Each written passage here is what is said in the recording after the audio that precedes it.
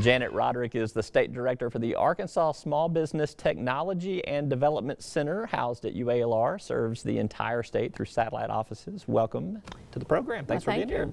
Thank you.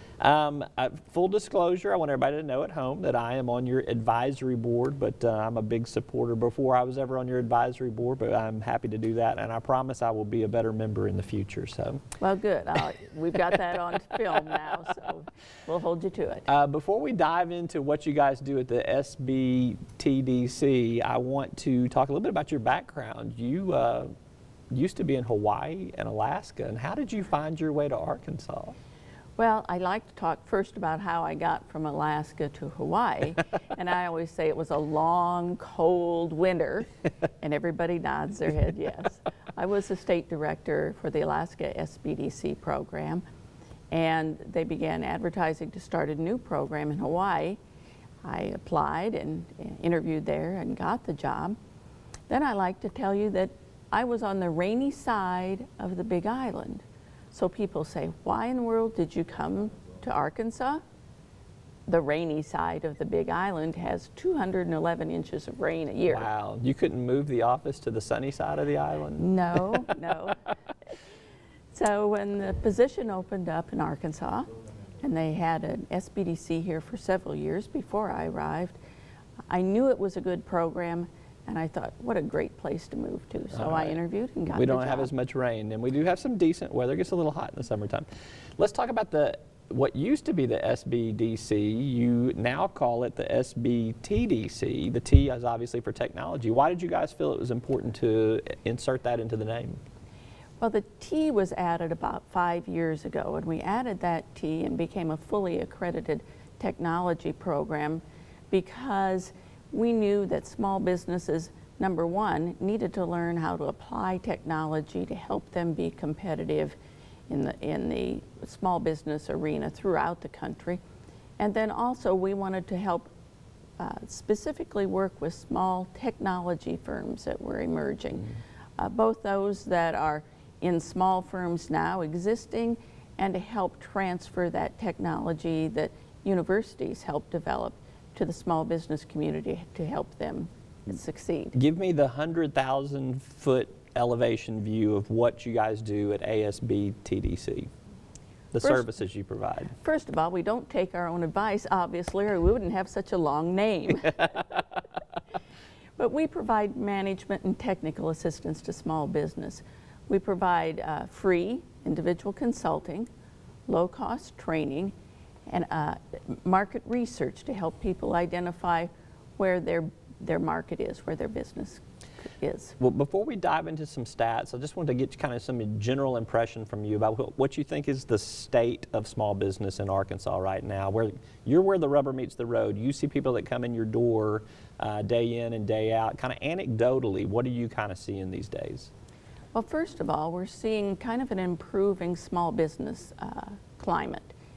And when I say that, the last year we've seen more small businesses begin to do a little more expansion. So when we talk about our clients' businesses retained, our jobs retained, that's what we're looking at. They're keeping their employees, and they're looking at adding a few more. Let's dive into some of the statistics that I mentioned earlier. I think we've got a graphic that we're going to pull up on this. Small business stats, these are things that you guys have done, that you guys monitor and track. The ASBTDC has created over 1,400 jobs in 2012, increased sales for businesses of about $50 million, and then helped secure about $55.5 million in total capital for some of these businesses that you work with. What's the investment on your end to produce those types of results? Well, first of all, we don't create the jobs. Our small businesses create the jobs, but we assist them in helping make those good, sound, data-informed decisions so that they can do the expansion. And probably the area that we see the greatest need for small businesses is in that market identification. Where can they expand to? Where can they maintain their market? And probably the area they make the most errors in early on is not getting good market research to help them make those decisions. So someone comes in your doors and they're interested in this identification of who their market may be and where their markets may grow. What do you hold their hand and help them do? Kind of give me a little bit of how that process works.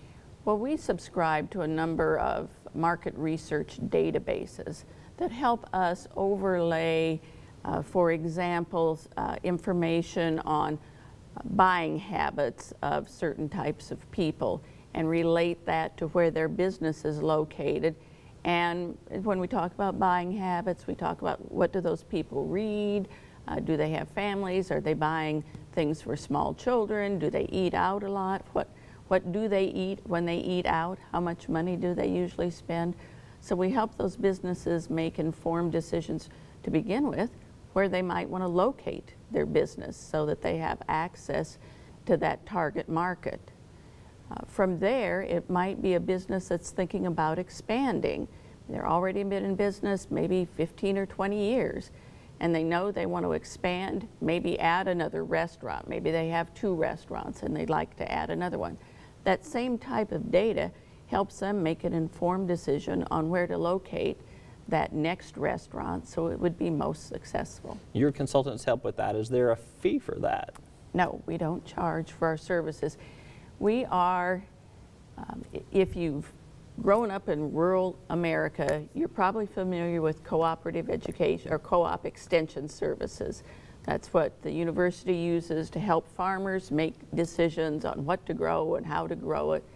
The small business development centers were started nationwide with the same idea in mind, to have universities help small businesses make informed decisions. So the research is an outreach of our university system. We've got about 60 seconds left. What do you see as the biggest barrier right now for small businesses? What's the obstacle that they seem to have the biggest challenge clearing? Can I name 2 You can. quickly? I'll give you 2. Okay.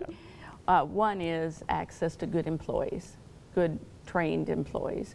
And the other still remains access to capital. Make sure that you have enough financing to take care of that market that you're wanting to go after.